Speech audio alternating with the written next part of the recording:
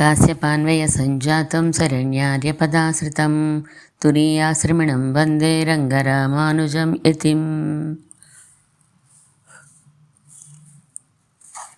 శ్రీకృష్ణార్జున సంవాదాన్ని గురు శిష్య సంవాదంగా మనకి మన ఆచార్యులు శ్రీ శ్రీ శ్రీ తిరుదండి శ్రీ రంగరామానుజీయ స్వామి వారు అందించారు. ప్రశ్నోత్తరాల రూపంగా మనం ఈ భగవద్గీతని తెలుసుకుంటున్నాం. భగవద్గీతలో 13వ అధ్యాయంలోని 3 శ్లోకాలు మనం పూర్తి చేసుకున్నాం. 4590 ప్రశ్నలు పూర్తయినాయి. ఈరోజు 4591 ప్రశ్న నుండి తెలుసుకుందాం. శిష్యుడు అడుగుతున్నాడు, సరే అయితే 4వ శ్లోకాన్ని చదవనా? గురువుగారు చెప్తున్నారు, నేను చదువుతాను, విను. ఈ 13వ అధ్యాయంలో ముందు ముందు ఏం చెప్పబోతున్నారో సంగ్రహంగా ఈ శ్లోకంలో ఉన్నది. ఓహో, గురుగారు 4వ శ్లోకాన్ని చదువుతున్నారు. తక్షేత్రం యచ్చ యాదృక్చ యద్వికారి యతశ్చ యత్ సచయో యత్ ప్రభావశ్చ తత్సమాసేన మే శృణు. అన్వయం విను. ఇన్ని ఎత్తులు ఉన్నాయేంటి? ఎక్కడెలా అవసరమో అక్కడలా అర్థం చెప్పుకోవాలి. మొదటి ఎత్తు ద్రవ్య విషయంగా చెప్పుకోవాలి. చివరి ఎత్తు స్వరూపపరంగా చెప్పుకోవాలి. సరే, అన్వయం చెప్పండి.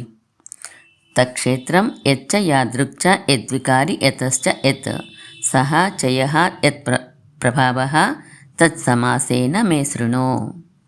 శ్లోకం 2 భాగాలన్నమాట. అవును, క్షేత్రం ఏమిటో విను, క్షేత్రజ్ఞుడు ఎవడో విను అని అర్థం. తాత్పర్యం చెప్పండి. ఈ అధ్యాయం పేరు క్షేత్రజ్ఞ విభాగయోగం కదా. ఆ విషయాన్ని దృష్టిలో ఉంచుకో.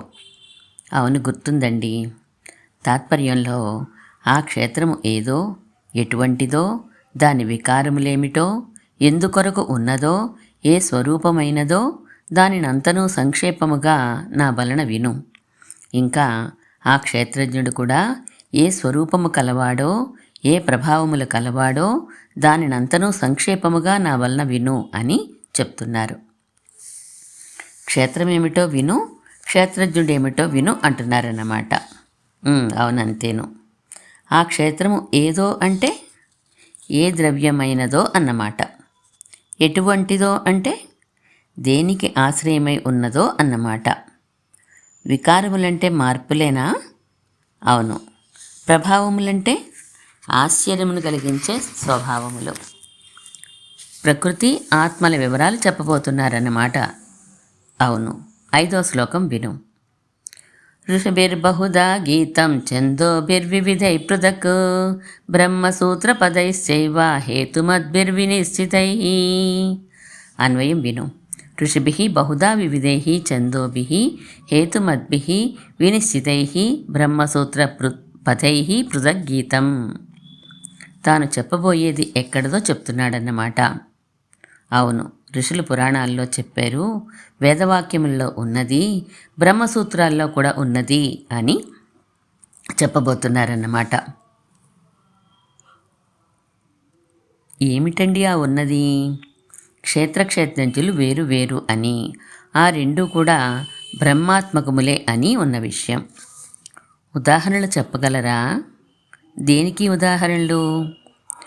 ఋషులు చెప్పిన వాటికి, వేదములు చెప్పిన దానికి, బ్రహ్మసూత్రాలు చెప్పిన దానికి కూడా. కొంచెం పెద్దదవుతుంది మరి.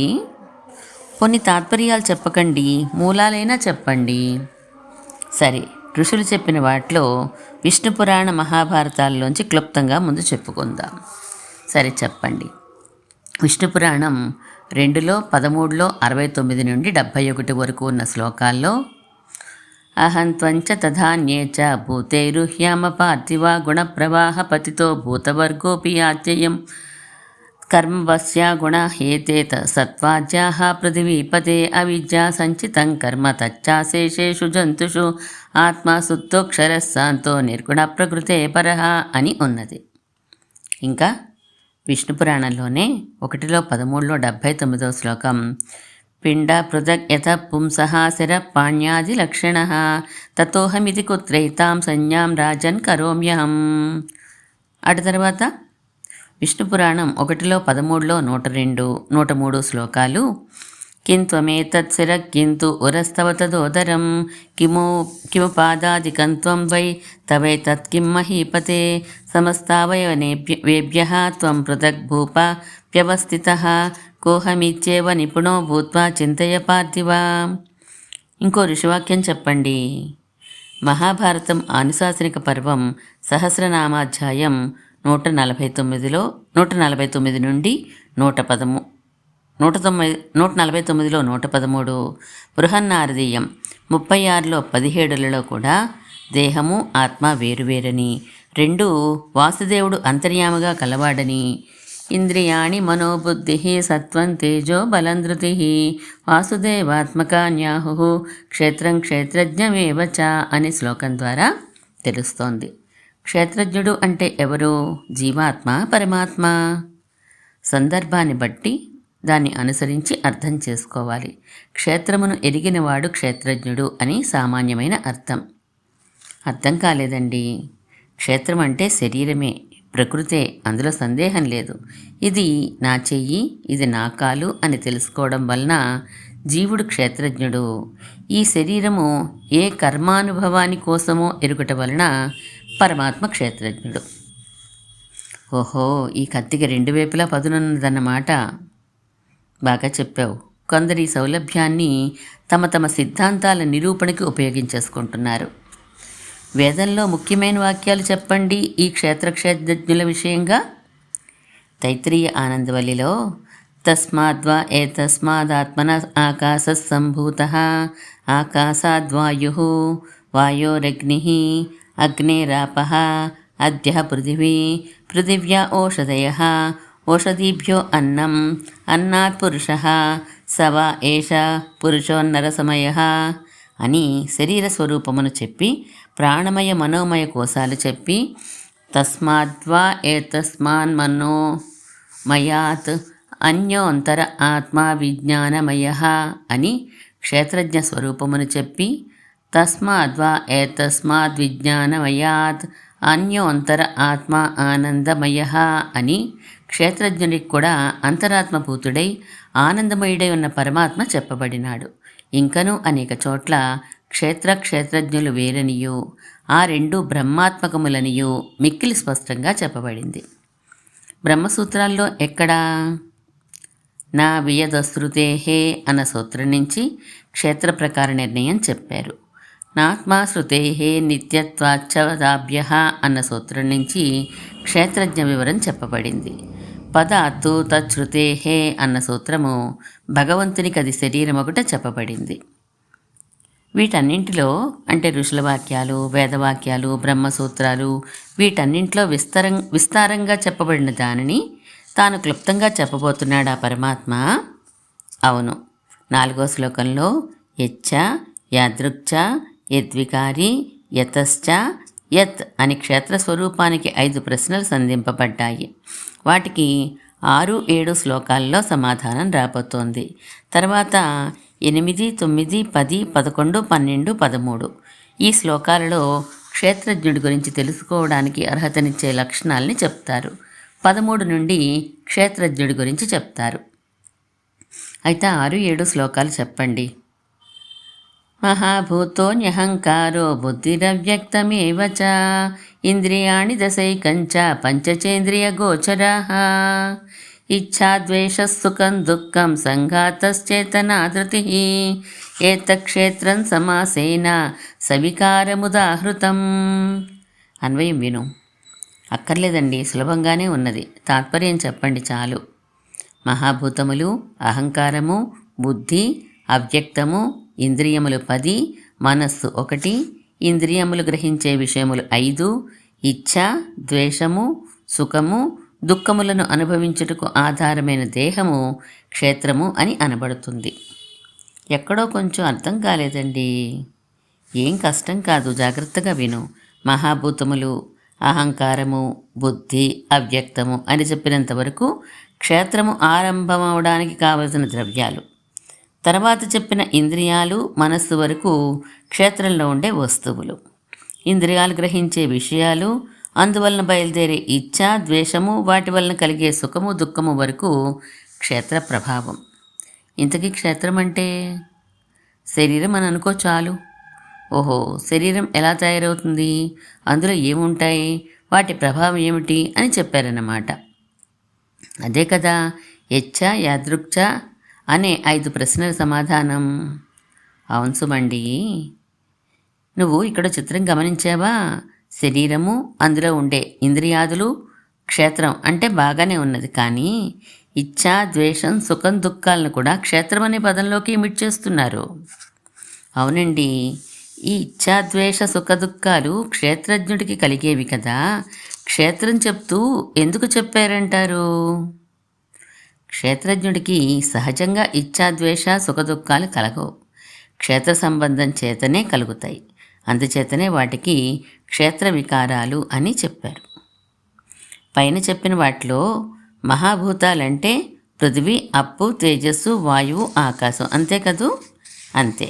అహంకారం అంటే భూతాది, బుద్ధి అంటే మహత్తు, అవ్యక్తం అంటే ప్రకృతి, జ్ఞానేంద్రియాలు 5, కర్మేంద్రియాలు 5 కలిపి ఇంద్రియాలని 10 అని అన్నారు. మనస్సు 1 అని తెలుసు కదా. ఇంకా శబ్ద, స్పర్శ, రూప, రసగంధాలు ఇంద్రియ విషయాల్ని కూడా తెలుసు. చేతనాధృతి అంటే చేతన అంటే జీవాత్మలకు, ఆధృతి ఆధారమైన, సంఘాత పంచభూత సంయోగము అని అర్థం. ఇక క్షేత్రజ్ఞ స్వరూపం చెప్తారా? అబ్బే, అది తెలుసుకోవడానికి కావలసిన అర్హతలు ముందు చెప్పుకోవాలి. అంటే ఆత్మజ్ఞానానికి సాధనములుగా స్వీకరించవలసిన గుణాలు చెప్పుకోవాలి 5 శ్లోకాల్లో. సరే అయితే చెప్పండి. అమానిత్వం, అదంభిత్వం, అహింసా, క్షాంతిరార్జవం, ఆచార్యోపాసనం, శౌచం, స్థైర్యమాత్మ వినిగ్రహ, ఇంద్రియార్థేషు వైరాగ్యం, అనహంకార ఏవ చ, జన్మ మృత్యు జరా వ్యాధి దుఃఖదోషానుదర్శనం, ఆసక్తిరనభిష్వంగ పుత్రధార గృహాదిషు, నిత్యంచ సమచిత్తత్వం ఇష్టానిష్టోపపత్తిషు, మయి చానన్యయోగేన భక్తిరవ్యభిచారిణి, వివిక్తదేశ సేవిత్వం అరతిర్జన సంసదీ, అధ్యాత్మజ్ఞాన నిత్యత్వం తత్వజ్ఞానార్థచింతనం, ఏతజ్ఞానమితి ప్రోక్తం అజ్ఞానం యతతోన్యథా. అన్వయం అక్కర్లేదండి, తాత్పర్యం తెలిసేట్లుగా చెప్పండి చాలు. కావలసిన ఆత్మగుణాల్ని ఒక జాబితాగా చెప్పేసుకుందాం, విను. అమానిత్వం అంటే గర్వం లేకుండా ఉండడం. అదంభిత్వం దంభము లేకుండా ఉండడం. అహింస అంటే పరులను పీడింపకుండుట. క్షాంతి మనస్సు కలత చెందకుండుట. ఆర్జవం త్రికరణ శుద్ధిగా ఉండుట. ఆచార్యోపాసనం గురువుగారిని ఆశ్రయించి ఉండటం. శౌచం శాస్త్రసిద్ధమైన పవిత్రత కలిగి ఉండుట. స్థైర్యం శాస్త్ర విషయముల నుండి చలింపకుండుట. ఆత్మ వినిగ్రహం మనోనిగ్రహమును కలిగి ఉండుట. ఇంద్రియార్థేషు వైరాగ్యం ఆత్మేతర విషయములు వెగటుగా ఉండుట. అనహంకారం దేహాత్మాభిమానం లేకుండుట. జన్మ మృత్యు జరా వ్యాధి దుఃఖ దోషాను దర్శనం అంటే జననము, మరణము, ముసలితనము, వ్యాధి అనే దోషాలు తప్పనిసరి అని ఉండుట. అసక్తి ఆత్మేతర విషయములందు ప్రీతి లేకుండుట. పుత్రధార గృహాదిషు అనభిష్వంగ కుమారులు, భార్య, ఇల్లు అను వాటియందు ఆసక్తి లేకుండుట. ఇష్ట అనిష్ట ఉపపత్తిషు నిత్యం సమచిత్తత్వంచ ఇష్టాయిష్టములు కలిగినప్పుడు ఎప్పుడైనా హర్ష ఉద్వేగములు లేకుండుట. మై అనన్యయోగేన అభ్యభిచారిణీ భక్తి నాయందు వేరు ప్రయోజనములు ఆశించని స్థిరమైన ప్రేమ ఉండుట. వివిక్త దేశ సేవిత్వం జనులు లేని ప్రదేశమున ఉండుట. జనసంసది అరతి జనసమూహములో ఉండుటకు ఇష్టపడకపోవుట. అధ్యాత్మ జ్ఞాన నిత్యత్వం ఆత్మ విషయమైన జ్ఞానమందే ఎడతగని నిష్ట కలిగి ఉండుట. తత్వజ్ఞానార్థ చింతనం ఆత్మతత్వమును చింతించుచుండుట. ఏతజ్ఞానం ఇది ప్రోక్తం ఇవే ఆత్మజ్ఞానమును కలిగించున్నవి. అజ్ఞానం యతతోన్యథ మిగిలినవన్నీయు ఆత్మజ్ఞానమునకు విరోతులే. అయితే సాధకుడికి ఉండవలసిన లక్షణాలు ఈ 20 అన్నమాట. లక్షణాలు అనే మాట కన్నా సాధకుడు చేయవలసిన ప్రయత్నాలు అంటే బాగుంటుందేమో. ఏంటి తేడా అంటారు? ఈ 20 విషయాల్లో ప్రయత్నం ముమ్మరంగా జరిగితే తప్ప క్షేత్రజ్ఞ విషయం, ఆత్మదర్శనం జరగదన్నమాట నిజమే. అయినా ఈ 20 విషయాల్లో సఫలత సంపాదించిన ప్రతి వారికి ఆత్మదర్శనం అయి తీరాలి అన్న నియమం లేదు. అదేంటి మళ్ళా అంటున్నారు అలా? ఆ గ్యారంటీ లేకపోతే ఈ 20 విషయాల్లో ప్రయత్నం ఎందుకు చేస్తారు ఎవరైనాను? ఇది వరకు ఒక ఉదాహరణ చెప్పాను, గుర్తెచ్చుకో. రైలు ఎక్కాలంటే స్టేషన్కి వెళ్ళాల్సిందే, కానీ మనం స్టేషన్కి వెళ్ళినంత మాత్రాన రైలు రావాలనే నియమం లేదు. ఓ అవును సుమా, రైలు రాకపోకలు మన ప్రయత్నం మీద ఆధారపడి ఉండవు. కానీ మనం స్టేషన్కి వెళ్ళకపోతే రైలు ఎక్కడం సాధ్యం కాదు. ఇప్పుడు అర్థమైందా? ఈ 20 విషయాల్లో నిష్ణాతులవ్వడం ఆత్మసాక్షాత్కారానికి తప్పదు. కానీ ఆత్మసాక్షాత్కారం జరుగుతుందా లేదా అనేది భగవత్ సంకల్పం మీదనే ఆధారపడి ఉంటుంది. అవును నిజమే.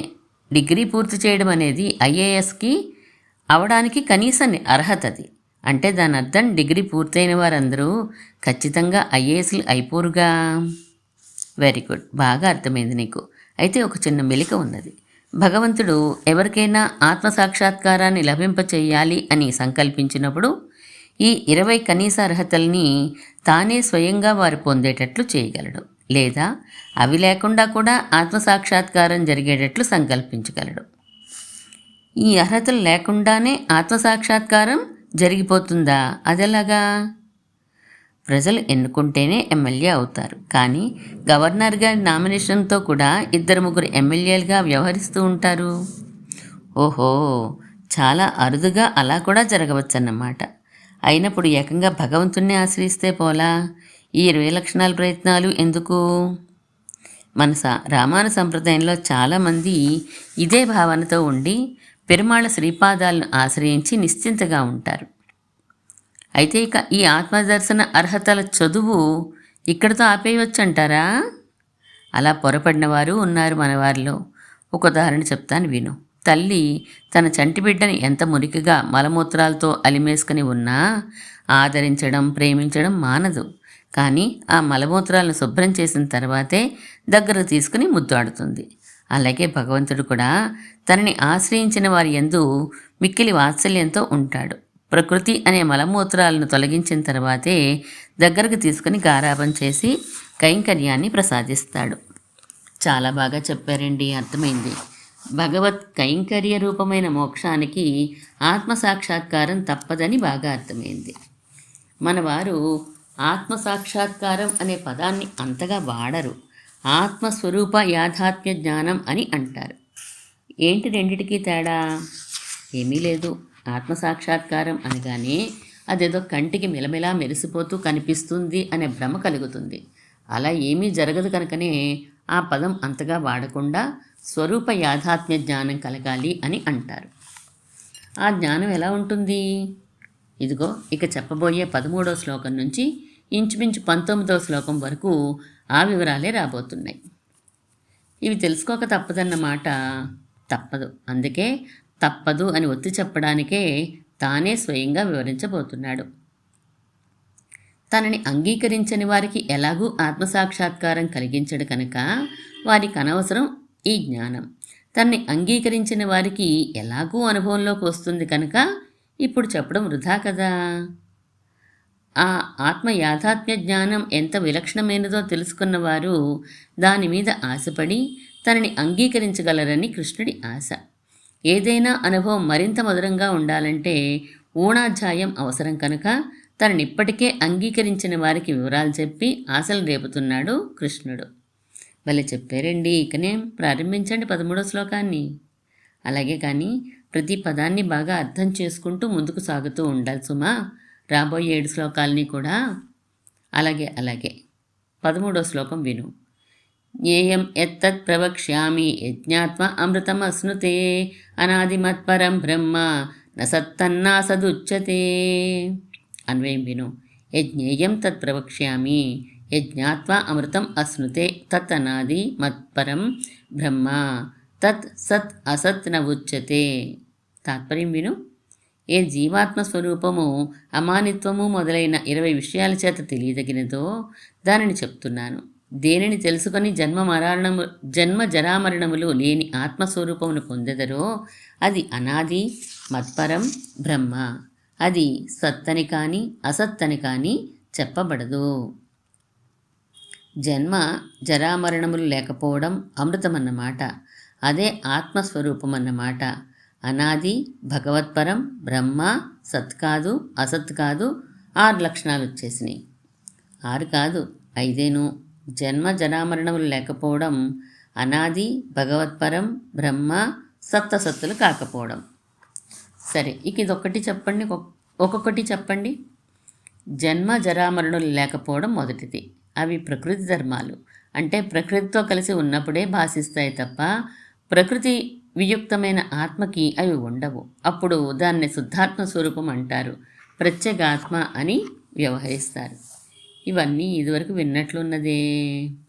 మొదటి 12 అధ్యాయాల్లో అక్కడక్కడా ప్రస్తావించబడిన వాటిని విషయ విభాగం చేసి ఒక్కో తరహా విషయాల్ని ఒక చోటకి చేర్చి మరిన్ని వివరణలతో చెప్పేవే తర్వాత 6 అధ్యాయాలు అని ఇదివరకే చెప్పుకున్నాం కదా, గుర్తులేదు? గుర్తుకొచ్చింది, చెప్పండి. ఈ ప్రత్యేగాత్మ అనాది, అంటే ఉత్పత్తి లేదు, కనుకనే నాశం కూడా లేదు. న జాయతే మ్రేతే వా విపశ్యత్ అని కఠోపనిషత్తు 1:12-18 వాక్యం. అది అర్థమైంది. ఈ ప్రత్యేగాత్మ భగవత్పరం, అంటే భగవంతుడే ముఖ్యుడిగా కలది. 7వ అధ్యాయంలో ఇతస్త్వన్యాం ప్రకృతిం విద్ధి మే పరాం జీవభూతాం అని చెప్పారుగా. ఆత్మని తిష్టన్ ఆత్మాను అంతరో అనే బృహదారణ్యకం 5లో 7లో 22 వాక్యం ప్రకారం ఆత్మ భగవంతుడికి శరీరం. సకారణం కరణాధిపో అని ప్రధాన క్షేత్రజ్ఞపతి గుణేశ అని ఉన్న శ్వేతాస్వతర ఉపనిషత్తు 6లో 16 ప్రకారం ప్రత్యేగాత్మ భగవంతుడికి శేషభూతం.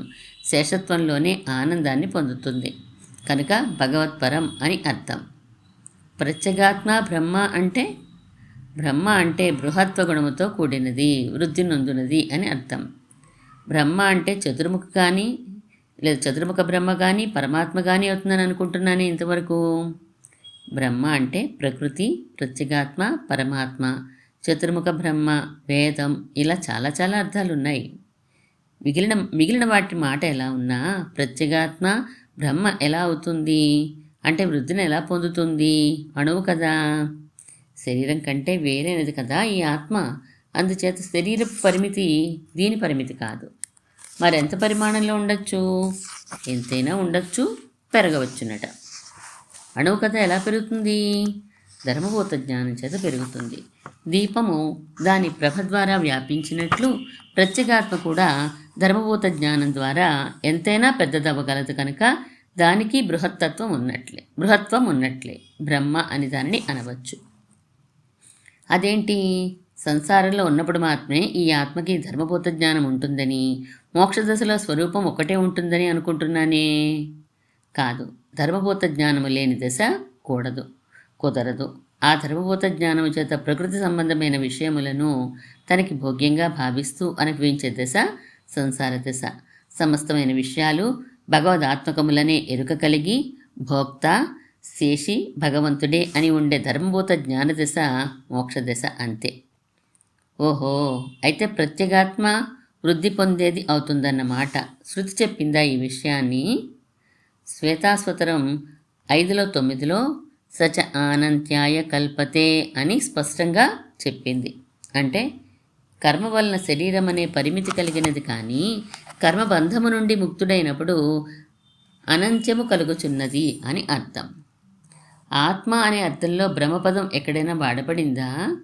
అయ్యో, గీతలోనే 14:29లో సగుణాన్ సమతీత్యైతాన్ బ్రహ్మభూయాయ కల్పతే అని, 14:27లో బ్రహ్మణో హి ప్రతిష్టాహం అమృతస్యావ్యయస్య చ అని, 18వ అధ్యాయంలో 54వ శ్లోకంలో బ్రహ్మభూత ప్రసన్నాత్మ నశోచతి న కాంక్షతి అనే ప్రయోగాలు ఆత్మని బ్రహ్మ అని వ్యవహరించడాన్ని తెలియచేస్తాయి. తెలిసిందిక సత్తు అసత్తు అని చెప్పబడకపోవడం అంటే. అసలు సత్తు అసత్తు అంటే అర్థం ఏంటి? సత్ అంటే ఉండేది, అసత్ అంటే లేనిది అని ఒక అర్థం. ఏదైనా ఒక వస్తువు సత్ అవుతుంది కదా, లేదా అసత్ అవుతుంది. ఆత్మ అది అవదు ఇది అవదు అంటే ఎలా? బియ్యం గట్టిగా ఉంటాయా మెత్తగా ఉంటాయా? ఉడికించడానికి ముందు గట్టిగా ఉంటాయి, ఉడికించిన తర్వాత మెత్తగా ఉంటాయి. అలా కాదు, ఏదో ఒకటే చెప్పాలి. అదెలాగా? ఏదో ఒకటే చెప్తే పూర్తి విషయాన్ని తెలియపరిచినట్లు కాదు. అలాగే ప్రత్యేకాత్మని సత్తే అని కానీ అసత్యే అని కానీ చెప్పలేం. ఆ పదాలకు అసలు దీనికి ఆ పదాలకి కుదరనే కుదరదు అని అర్థం. నాకు అర్థం కాలేదండి. ఆత్మ అనేది ఉన్నదా లేదా చెప్పు. ఉన్నది. నువ్వు చూసావా? చూడకపోయినా అది వర్తిస్తున్న శరీరాలను చూశాను కనుక ఆత్మ ఉన్నది అని చెప్పగలుగుతున్నాను. శరీరం ఎందుకు వస్తుంది ఆత్మకి? అవిద్య చేత, కర్మ చేత. ఆ అవిద్య లేదా కర్మ రాకముందు, అది పోయిన తర్వాత ఆత్మ ఉన్నదా లేదా? ఉండాలి. అలా అంటున్నవేంటి? ఉన్నా నామరూపాలు ఉండవు కనుక లేనట్టుగా అనిపిస్తుంది అంటున్నాను. Very good. శరీరంతో ఉన్న దశని కార్యావస్థ అని, శరీరంతో లేని దశని కారణావస్థ అని అంటారు. ఉన్నది కనుక కార్యావస్థలో సత్ అంటాము, ఉన్నా గుర్తించలేం కనుక కారణావస్థలో అసత్ అంటాము. ఒకే వస్తువుకి రెండు దశలు. మీరేం చెప్తున్నారు? సత్తు అసత్తు అనే రెండు పేర్లు కుదరవని చెప్తున్నారా? ఏదో ఒక పేరు సరిపోదు కనుక రెండు పేర్లు చెప్పాలంటున్నారా? ఓహో, సమస్య వచ్చిందే. నీకు బియ్యం ఉదాహరణ చెప్పడం తప్పైపోయింది. సులువుగా అర్థమవుతుందని ఆ ఉదాహరణ చెప్పానంతే. నా ప్రశ్నకి జవాబు ఇవ్వలేదండి. అది కాదయ్యా, ఇప్పుడు మనం దేని గురించి మాట్లాడుకుంటున్నాం? ప్రత్యేగాత్మ గురించి. అంటే ఏంటి? శరీర సంబంధం లేని ఆత్మ శుద్ధాత్మ. అది ఉన్నట్టా లేనట్టా? సత్ అవుతుందా అసత్ అవుతుందా? శరీరం ఉంటేనే ఉండడం తెలుస్తుంది కనుక అసత్ అని అనలేం, కనుక సత్ అని అనలేం. ఉండకపోవడం లేదు కనుక అసత్తు అనలేము. అంతే. ప్రత్యేగాత్మ స్వరూపాన్ని సత్తని కానీ అసత్తని కానీ చెప్పలేమంటే ఇదే అర్థం. నాకు ఇంకా అర్థం కాలేదు. సరే, నీ అనుమానం ఏంటో చెప్పు. కార్యావస్థలో సత్తు, కారణావస్థలో అసత్తు అన్నారుగా. అన్నాను. పరిశుద్ధాత్మని సత్తు అసత్తు అని చెప్పడానికి వీల్లేదన్నారుగా. అన్నాను. సత్పదాన్ని పక్కన పెడదాం. కారణావస్థలో ఉన్న దానిని అసత్ అనడానికి వీల్లేదని అన్నారు కదా. అన్నాను. కారణావస్థలో ఉన్న ప్రత్యేకాత్మని అసత్ అనకూడదు అని అంటే, అలాంటి కారణావస్థలోనే ఉన్న పరమాత్మని మాత్రం అసత్ అనవచ్చా? తైత్తరీయోపనిషత్తు ఆనందవల్లి 7:1 చెప్తున్నారు. ఆ 1 చెప్తున్నావా? అసద్వా ఇదమగ్ర ఆసీత్ తతో వై సదజాయత అని ఉన్నదేనా నువ్వు అడుగుతున్నది? అవును. అక్కడ కారణావస్థలో ఉన్న పెరుమాళ్ళని శృతి అసత్ అని వ్యవహరించగలిచినప్పుడు, అదే అవస్థలోని ప్రత్యేగాత్మని మాత్రం అసత్ అని ఎందుకు వ్యవహరించకూడదు? చాలా సహజమైన కన్ఫ్యూజన్ వచ్చింది నీకు. ఆ శృతి సందర్భం ఏమిటో గమనించు, గ్రహించు. అప్పుడు చిత్తచిత్తులు రెండూ కూడా ఇక కార్యావస్థని పొందడానికి సిద్ధంగా ఉన్నాయి కనుక మిక్కిలి సూక్ష్మంగా ఉన్నాయి. ఎంత సూక్ష్మం అంటే నామ రూప విభాగ అనర్హములై ఉన్నాయి. వాటికి అంతర్యామిగా పరమాత్మ ఉన్నాడు. ఉన్నాయని కూడా తెలియని స్థితిలో అవి ఉంటే వాటి లోపల ఒక పరమాత్మ ఉన్నాడని తెలుస్తుందా? అయినా ఉన్నాడంతే. ఏం చెప్పబోతున్నారు మీరు? అదలా ఉంచు. అందరిలోనూ అంతర్యామిగా పరమాత్మ ఉన్నాడు కదా. ఉన్నాడు. వాడిని ఏ ఏ పేర్లతో పిలుస్తాం? ప్రత్యేకించి పిలవం. ఆ శరీరం పేరు ఏదైతే ఆ అంతర్యామి పేరు అదే. రామారావు అయితే రామారావు, పిచ్చయ్య అయితే పిచ్చయ్య. అదేవిధంగా కార్యావస్థకి సమీపంలోకి వచ్చిన కారణావస్థలో ఉన్న సూక్ష్మ చిత్ అచిత్తులకి అంతర్యామిగా ఉన్న వాడిని ఏమని పిలవాలి? ఆ సూక్ష్మ చిత్తచిత్తులని ఏ పేరుతో పిలుస్తామో ఆ పేరుతోనే పిలవాలి. అవి ఉన్నాయా లేవా? ఉన్నాయి, కానీ నామరూపాలు లేకపోవడం వల్ల లేనట్టే ఉన్నాయి. అలాంటి వాటిని మరి ఏమని పిలవాలి? అసత్ అనే పిలవాలి. వాటి పేరు అసత్ అయితే వాటికి అంతర్యామి పేరు ఏమవుతుంది? అది అసత్తే అవుతుంది. అందుకే శృతి అప్పుడు పరమాత్మని అసత్ అని వ్యవహరించింది. అసద్వా ఇదమగ్ర ఆసీత్ అన్నది. ఆ తర్వాత తతో వే సదజాయత అన్నది శృతి. అంటే అప్పుడు నామరూపములు స్పష్టమైన దశ రాగా తదంతర్యామి కూడా సత్ అనే వ్యవహరించబడ్డాడు అని తెలుసుకోవాలి. మీరు చెప్పిందంతా అర్థమైంది. కారణావస్థలో ఉన్న పరమాత్మని అసత్ అని వ్యవహరిస్తున్నప్పుడు పరిశుద్ధాత్మని మాత్రం ఎందుకలా అనలేము అని అడుగుతున్నాను నేను. ఓహో, నీ కన్ఫ్యూషన్ అర్థమైంది. విను. సృష్టి ముందర చిత్ అని వ్యవహరించబడేదే సృష్టి సమయంలో అచిత్ సంబంధం ఏర్పడినప్పుడు ఆత్మ జీవుడు అని వ్యవహరించబడి ఆ అచిత్ సంబంధం పోయినప్పుడు పరిశుద్ధాత్మ అని వ్యవహరించబడుతుంది. శుద్ధాత్మ ప్రత్యేగాత్మ అని కూడా దానిని అంటారు. ఇక్కడికి అర్థమైందా? అర్థమైంది. పరిశుద్ధాత్మ దశ అంటే మోక్షస్థితే. మళ్ళా ఇది కారణావస్థలోకి వెళ్ళడం ఉండదు. ఉంటే కార్యావస్థ కూడా బయలుదేరి తీరాల్సిందే. అంటే మళ్ళా ప్రకృతి సంబంధం కలగాల్సిందే. అలా మరి కలగదు. అబ్బా, ఇప్పుడు క్లారిటీ వచ్చింది. కారణావస్థలో అంటే ప్రకృతితో సంబంధం ఏర్పడబోయే దశ ఒకటి, ప్రకృతితో కలిసి ఉన్న దశ ఒకటి, ప్రకృతి నుండి విడివడిన దశ ఒకటి, ఇలా 3 దశలు ఉంటాయి ఆత్మకి. Very good. అందులో మొదటి దశ కారణావస్థ, అసత్ అని చెప్పదగినది. Very good. రెండవ దశ శరీరములతో కూడుకొని ఉండి సత్ అని చెప్పదగినవి. Very good. మూడవ దశ ప్రకృతి నుండి వియుక్తమైనది, మోక్ష దశ. దీనిని సత్తని కానీ అసత్తని కానీ నిర్దేశింప సాధ్యం కాదు. అంటే ఇది కారణావస్థ కాదు, కార్యావస్థ కాదు. మొదటి 2 దశలు కర్మచేత వచ్చేవి, ఈ దశ కర్మ విడివడగా వచ్చేది. Very good. మొదటే ఇలా మీరు క్లియర్గా చెప్పేయచ్చు కదా, ఎందుకు ఇలా తప్పుడు భావాలు కలిగేటట్లు తిప్పి తిప్పి చెప్పారు? లోకసాధారణంగా ఎలాంటి కంక్లూషన్స్కి నిర్ధారణలకి వచ్చేస్తారో నీకు తెలియవద్దు. ఏంటవి? ఈ శ్లోకంలో ఉన్న సత్తు అసత్తు న ఉచ్యతే, సత్ అసత్ న ఉచ్యతే అనే వాక్యానికి అర్థం చెప్తూ కొందరు సత్తని చెప్పలేము, అసత్తని చెప్పలేమని, మరికొందరు సత్తే అని చెప్పలేం, అసత్తే అని చెప్పలేం అని, ఇంకొందరు సత్ అసత్తులకి అతీతమైన స్థితి అని, ఇలా రకరకాలుగా నిర్ధారణ చేసి చెప్తూ ఉంటారు. ఒక స్పష్టత నీకు రావాలని ఈ విధంగా చెప్పాను. ఇంకా కొన్ని విషయాలు మళ్ళా చెప్పుకుందాం. ఇక్కడతో మనం ఈరోజు కాపుకుందాం. 4695 ప్రశ్నలు పూర్తయినాయి మనకి. 13వ అధ్యాయంలో ఉన్నాం మనం. మిగిలిన శ్లోకాలు తర్వాత తెలుసుకుందాం. శ్రీమన్మహాభూతపురే శ్రీమత్కేశవ యజ్వర కాంతిమత్యాం ప్రసూతాయ యతి రాజాయ మంగళం.